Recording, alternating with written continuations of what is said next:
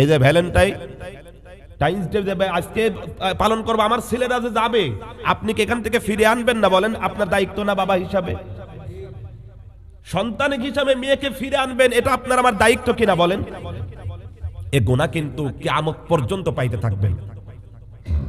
এখানে Saint Valentine এটা কিন্তু কোনো কিছুর নাম নয়, এটা একজন ব্যক্তিগত একজন খ্রিস্টানের নাম। একজন কার নাম? একজন খ্রিস্টানের নাম। এই খ্রিস্টান একজন পাদ্রী ছিলেন, ডাক্তার ছিলেন, অনেক বিশেষজ্ঞ ডাক্তার ছিলেন। এই সেন্ট ভ্যালেন্টাইন তিনি 2069 সালে ইতালি রোম রাজ্যে নগরীতে তিনি বসবাস করতেন। তিনার ধর্মের নাম কি বলেন? খ্রিস্ট ধর্ম। কি ধর্ম? খ্রিস্ট ধর্ম। ওই দেশের রাজা ক্লিসিডিয়াম, ওই দেশের রাজা ডাইরেক্ট বলেছিলেন যে খ্রিস্টান ধর্মের কোন মানুষ তাদের ধর্ম প্রচার করতে পারবে, কিন্তু তিনি মানলেন না। এই ধর্মটা পালন করা শুরু করলেন, মানুষের কাছে দাওয়াত দেওয়া শুরু করলেন। এক পর্যায়ে গিয়ে এই সেন্ট ভ্যালেন্টাইন একে ধরলেন রাজ্যের সরকার। ধরার পরে বললেন যে কে নিক্ষিপ্ত করা হোক কারাগারে। কারাগার থেকেও ভালোবাসা, তারপরে খ্রিস্ট ধর্ম প্রচার করতে থাকলেন।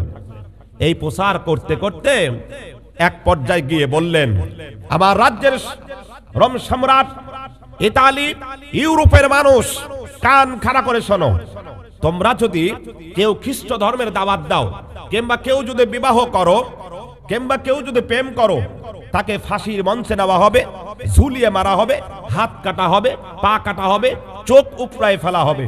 কারণ ওই দেশের সরকার ছিলেন, রাজ্যের যিনি বাদশা ছিলেন তিনি অবিবাহিত ছিলেন, এবং রাজ্যের যারা ছিলেন তারা বিয়ে করতে পারবে না, ভালোবাসা করতে পারবে না।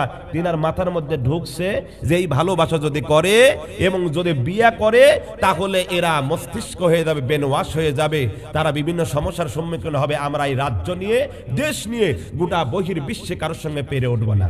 আসলে তা নয়, বিয়ে করলে মানুষের মস্তিষ্ক ভালো হয়ে যায়, সুবহানাল্লাহ, শরীর ভালো হয়ে যায়।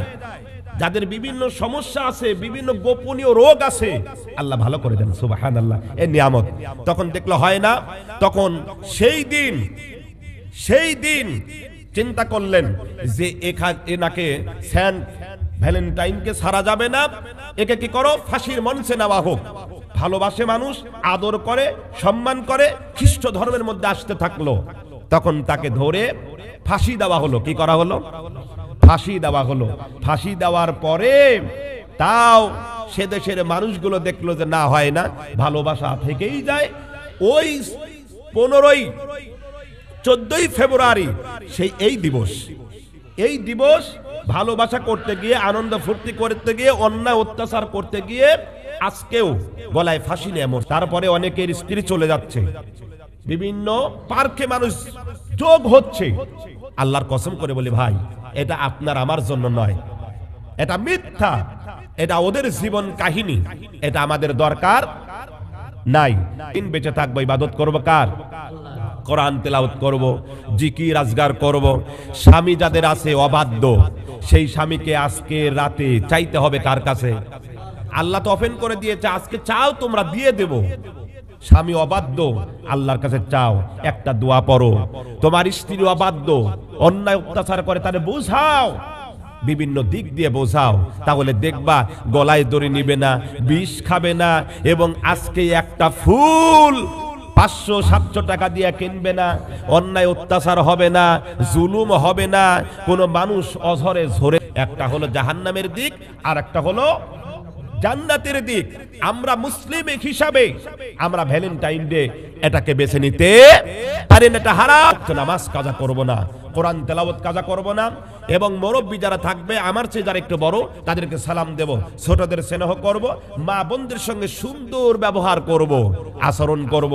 আপনার বিবি আপনার কথাই শোনে না, আজকে চ্যালেঞ্জ করছি, গোটা 10 দিন আপনি এ বেলা ও বেলা যেখান থেকে কাজ করে আসেন, এসে সালাম দিবেন। সালাম দিবেন, দেওয়ার পরে বিবি কাজ করতেছি একটু সহযোগিতা করবেন, কাছে বসাইয়ে নিয়ে একটু গোছের টুকরা মুখের মধ্যে ঢোকাইয়া দেন, কিংবা এক গ্লাস পানি একটু মুখে দিয়ে দেন। দেখেন আপনার বিবি বলবে আমার স্বামীর মতন ভালো হয়। মা বাবা আর স্ত্রী যদি খুশি না হয় জান্নাত পাওয়া যাবে না, যাবে না, যাবে না।